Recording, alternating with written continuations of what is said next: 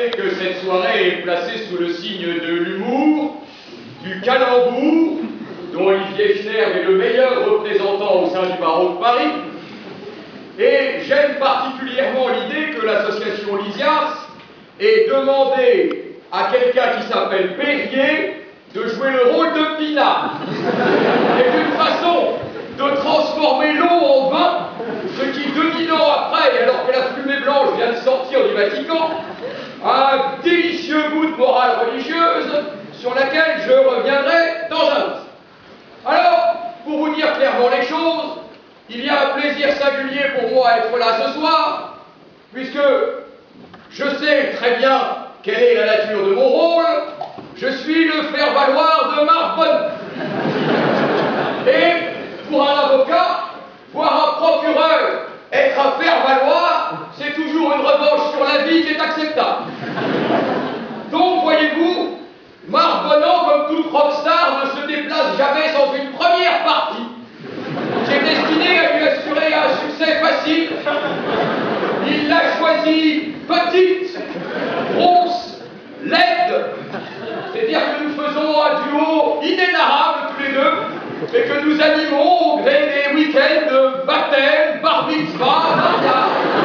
Et que le devis sera disponible auprès de Marianne, son épouse, qui encaisse les chèques. Et donc, si vous avez besoin d'une animation, eh bien, nous nous baladerons comme Laurel et Hardy, et donc, régulièrement, il me fait des blagues sur ma vie sentimentale qui est triste. Il le sait puisqu'il la connaît. Et moi-même, je me moque parce que tout à l'heure, il nous a dit, ce soir, nous allons parler, je cite, du sexe pour faire coup. Alors, jusque-là, j'étais dans une sorte d'habitude. On était, Marc et moi, dans cette espèce de bonhomie, de duo bonhomme et joyeux. Et j'étais ravi de venir, comme la semaine dernière, au casino d'Annemasse et la semaine prochaine au casino de Longwy. Nous nous produisons régulièrement moyennant un sandwich. Au foie gras pour Marc, au jambon pour moi. Il a été bâtonnier. Et j'étais donc heureux jusqu'à ce que je constate deux choses. La première, elle n'est pas là et je le regrette, c'est l'affiche de la soirée. Tous ceux qui sont membres de réseaux sociaux, c'est-à-dire qui ont du temps à perdre, ont vu cette affiche absolument scandaleuse où un pistil rejoignait une orchidée. Non, d'une pipe, c'était quelque chose. Et puis après, on m'a dit, le président du jury, c'est Schnerb.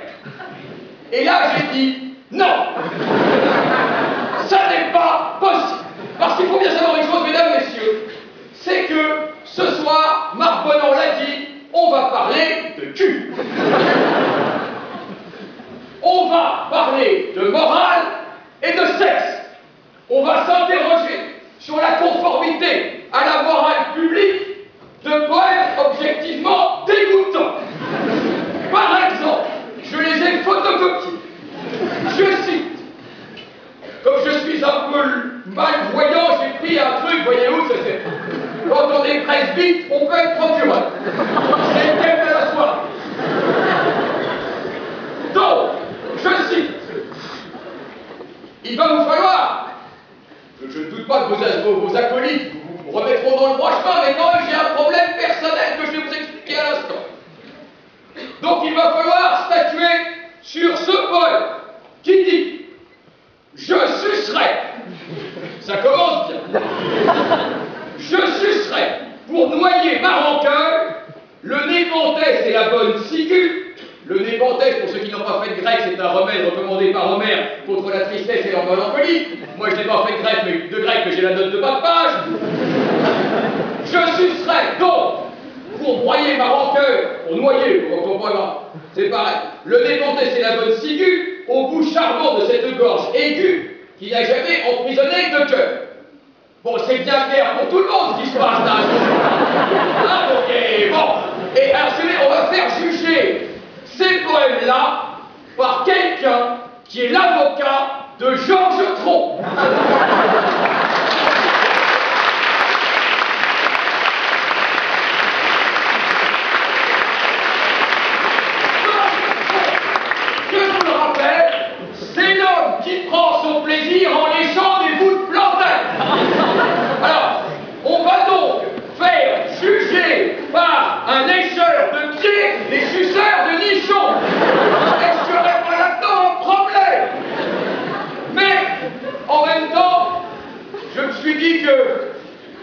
évoquer dans ses poèmes des pratiques sexuelles déviantes qui enrichiraient la vie intime de chacun d'entre nous, mais qu'après tout, même Olivier, tout grand connaisseur de Baudelaire qu'il soit, pourrait en repartir plus heureux qu'il n'est vu. Et puis, deuxième chose, on m'a dit, c'était la première de la cour. Et là, j'ai dit non, ça n'est pas possible. J'attendais une salle qui exhale la morale, et regardez-moi ça, c'est quand même dégoûtant. Il y a des gonzesses à poil partout, dans des situations et dans des orientations qui laissent à penser qu'elles ont des activités peu catholiques.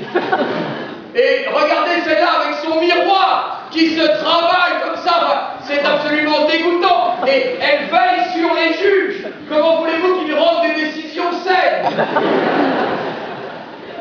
Et puis, j'ai compris l'ampleur du traquenard, puisque je suis censé vous dire du mal des fleurs, on a cherché à me couper les jambes en mettant au premier rang, chère Carole, le plus beau des bouquets.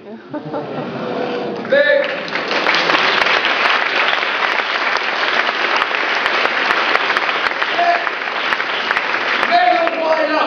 Le droit est là dans toute sa rigueur. Et la loi qu'Olivier Schner va rappeler, cette loi du 17 mars 1819, qui réprime l'outrage à la morale publique et religieuse et aux bonnes mœurs. Alors évidemment, monsieur Chais d'Estange, maître Chais d'Estange, parce que moi, j'ai peut-être une vie sentimentale triste, mais il faut que je vous dise comment Chais d'Estange a été choisi. Chais d'Estange a été imposé à Baudelaire. Baudelaire voulait quelqu'un d'autre. Il voulait un homme de talent. Il voulait Chais d'Estange père. Et il a eu le fils qu'on lui a imposé, qu'on lui a quasiment refourgué, quasiment une commission d'office. Bazar de bazar, pour une fois que Marc Bonan prend une clope d'offre, profitez-en. Et donc, Marc Bonan veut dire pique-pente de la morale. Mais, je vais vous dire, chers confrères, la loi, elle existe. Que n'avez-vous fait une QPC? Si elle ne vous plaisait pas, la loi est comme elle est. Et donc, il nous faut maintenant savoir si ces poèmes sont conformes à la morale publique et à la morale religieuse. Alors, voyez-vous, moi-même, j'ai à la religion un rapport un peu ambigu, donc la morale religieuse, je vais laisser ça de côté, ce d'autant qu'il existe à Rome un nouveau pape dont on peut faire au moins le crédit de la nouveauté, et pour le temps qu'il mette un peu d'ordre dans ses ouailles, qui aiment bien les petits garçons et les petites filles, le temps que morale religieuse ne soit pas une contradiction entre les termes, eh bien, ce temps-là viendra et, pour l'instant, la morale religieuse me paraît une notion trop évanescente pour que l'on puisse en parler de façon efficace. Mais la morale publique, parlons-en, et lisons ces poèmes dégoûtants, lisons-les, car ils ont déjà été, c'est dégoûtant, l'association Lysias a forcé des jeunes filles à lire ces horreurs, les fleurs du mal défendues par des jeunes filles en fleurs, justement. C'est totalement évident. Et on ne vous avait pas fait le pire. Écoutez-moi ça. Alors, à l'époque du mariage pour tous, commençons par Lesbos. Allons-y. Lesbos, c'est terrifiant. Écoutez bien ça. Lesbos, terre des nuits chaudes et langoureuses, qui font qu'à leur miroir stérile volupté, les filles aux yeux creux de leur corps amoureuses caressent les fruits mûrs de leur humilité. Bon, qu'elles se caressent les nichons devant leur glace, ça les regarde, mais on va pas faire un poème avec ça. C'est quand même pas... Après, femme toujours dans la série, Lesbos. Beauté forte, alors c'est deux gonzesses, hein, et c'est très Taubira style, voyez-vous. Donc, je cite deux points, ouvrez les guillemets. Beauté, Brigitte Bardot n'est pas là, sinon on sortait là, à faire une attaque à la série. C'est une horreur, sur un brancard, c'est une horreur. Je cite, beauté forte à genoux devant la beauté frêle, superbe, elle humait voluptueusement le vin de son triomphe et s'allongeait vers elle comme pour recueillir un doux remerciement. Je n'ai rien contre le cunilingus. Je ne suis pas très pratiquant, mais je suis croyant. Et cela rend sentimentale triste qu'a évoqué le bâtonnier Marc Bonan. Je poursuis parce qu'il faut que vous soyez édifiés, et surtout vous qui allez rendre une décision évidemment déterminante pour l'avenir de la littérature en France. Je poursuis. La comparaison entre l'amour lesbien raisonnable, bien sûr, je vous l'ai pris celle-là. Puis là, après, je marche parfois sur mon plateau. Regardez-moi ça. Mes baisers sont légers comme ces éphémères qui caressent le soir les grands lacs transparents, et ceux de ton amant creuseront leurs ornières comme des chariots ou des socs déchirants. On n'a jamais vu des pucelages plus horribles. Si les lesbiennes n'aiment pas ça, on voit qu'elles n'en dégoûtent pas les autres. Ensuite, alors là on passe à l'amour hétéro, mais c'est pareil, c'est tout aussi dégoûtant. Enfin, je veux dire, vu par Baudelaire. Ainsi, c'est le pire, après je vous lâche. Ainsi, je voudrais une nuit quand l'heure des voluptés sonne, vers les trésors de ta personne, comme un lâche ramper sans bruit. Bon, jusque-là, ça veut dire que c'est un mec qui est bourré, il rentre de boîte, il trouve pas où est le lit, il rentre. Bon, jusque-là, c'est une situation vécue par chacun d'entre nous. Même Olivier Schner.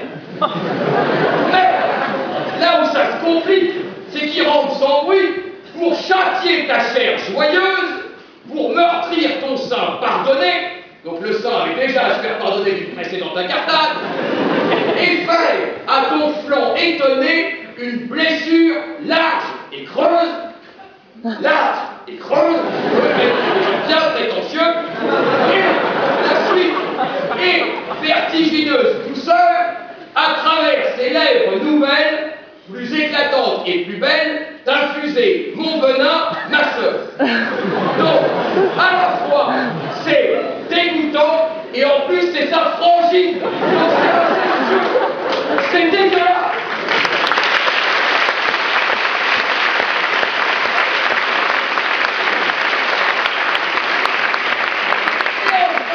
Le dernier qui a été lu tout à l'heure, mais il a été lu de telle façon qu'on n'en a pas absolument goûté tous les mots, et il le mérite.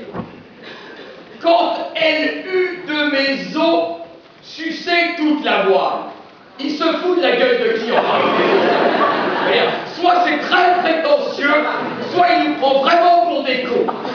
Donc, quand elle eut de mes os sucé toute la moelle, et que languissamment je me tournais vers elle pour lui rendre un baiser d'amour, je ne vis plus qu'une outre au flanc gluant, toute pleine de pu. Alors, voyez-vous, il nous est tous arrivé de ramener de boîte une nana qu'on s'est tapé dans la nuit, et au réveil on a vu une espèce de gros veau qui était effectivement avec des flancs gluants et toute pleine de pu. On va faire un poème pour autant. Alors, ce que je voudrais vous dire, c'est que vous ne condamnez pas les fleurs du mal. Demain, vous aurez les fleurs du pire. Et là, on ne s'en sortira plus. Parce que, bien sûr, Flaubert a été acquitté. Moi, Pinard, j'ai perdu sur Flaubert. Mais, en même temps, Flaubert, ça se comprend. Parce que, il y a l'adultère, c'est vrai. Mais en même temps, il y a l'excuse superbe, l'excuse absolutoire. Elle s'ennuie, donc elle trompe. Et pourquoi elle s'ennuie? Parce qu'elle vit en province.